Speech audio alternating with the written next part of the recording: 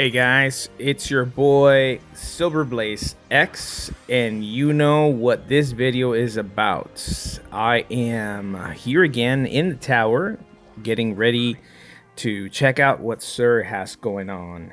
Sorry that the audio and the video is going to be a little bit weird today. I'm actually traveling, so I'm working from my laptop, and that's actually the reason why the video's kind of light. That's why the video is late today.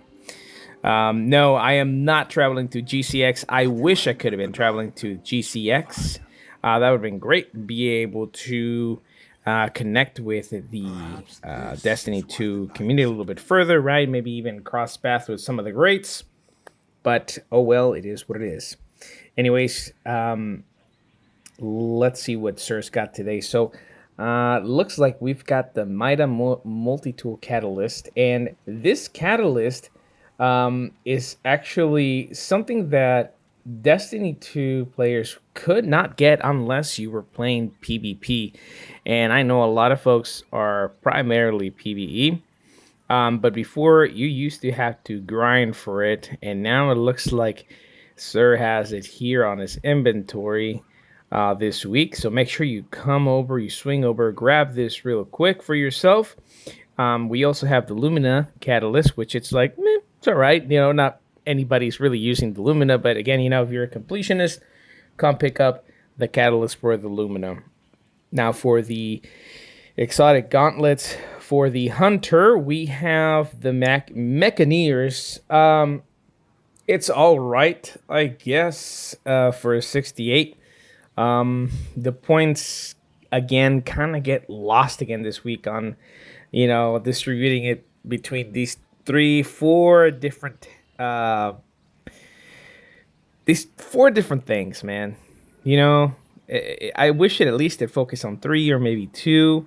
It would have been perfect. I will say that because there's recently been a lot of really good sidearms, this would be a good piece. Again, maybe worthwhile, maybe not really. So for the Titans, Heart of Inmost Light chest armor piece, it's completely lost on mobility. 22 points all the way wasted for the Titan. Nothing good. You can definitely grind for a better piece, literally anywhere else. As for the Sunbracers, also lots of points lost on mobility. 17. It's a 68.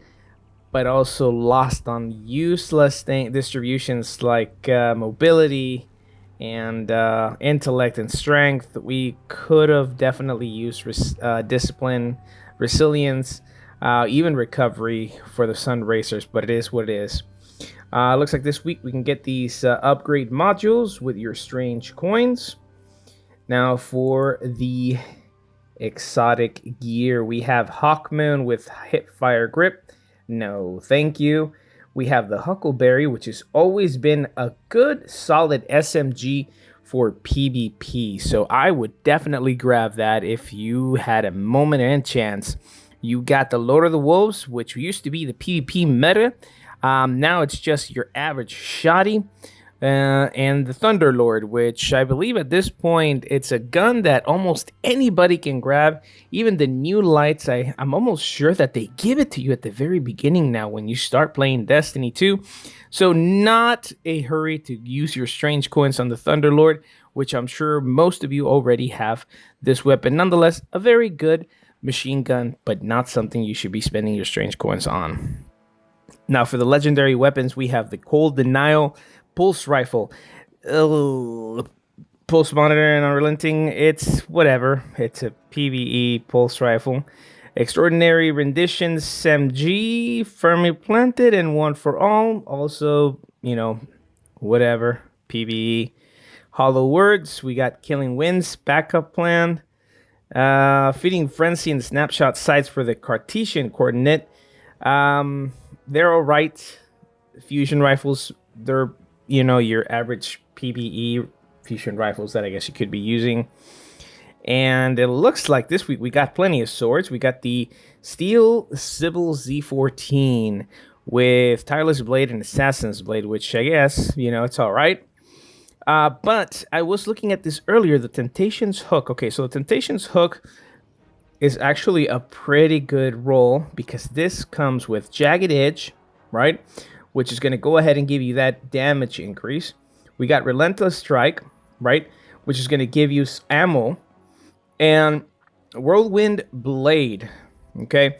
Which is going to go ahead and increase more damage. So this is actually a pretty good roll for a sword. Not the best sword out there, but it is a really good sword. And if you have not unlocked it yet, please go ahead and do so. Grab this sword. It is worth your strange coins, in my opinion. For the Crown Splitter, we've had this roll again. Thresh and the counterattack, it's whatever, you know. And the armor set for this week on the legendary armor pieces is going to be a throwback to the Warmind days, and I believe it was either somewhere between season 2 and 4 that this armor set got released, and it is a sexy piece of armor that was released back then. Not a lot of folks have this armor set, so if you have not unlocked it yet, grab every single one of these and then go ahead and dismantle them so that later on you're able to go ahead and put the skins on any of your other armor pieces. Pretty sure you can build something really nice and sexy. As for the distributions on the armor pieces, nothing good on the gauntlets for the Titan. Chest piece gets lost again with 25 mobility. That is terrible. And helmet, same thing. Lots of mobility, not worth it. Total trash. And leg and armor, somewhat redeemable, right? If you already got pretty good distribution for resilience and recovery on your Titan, primarily if you got a good amount of resilience on your Titan. Discipline is not bad. I personally like to have a lot of grenades all the time for my Titan. So this would be an okay piece to maybe use had I not had anything better, but I do. So anyways, Titans, make sure you grab this really quick. Moving on to the Warlock. Alrighty then, now for the Warlock then. We've got the Eternity's Edge with Tireless Blade and Surrounded. It's not the best roll out there right now. It's all right. You know, if you haven't unlocked it yet again this week or before for all those new lights, might as well go ahead and unlock it. Not too crazy about the sword for the Warlock this week.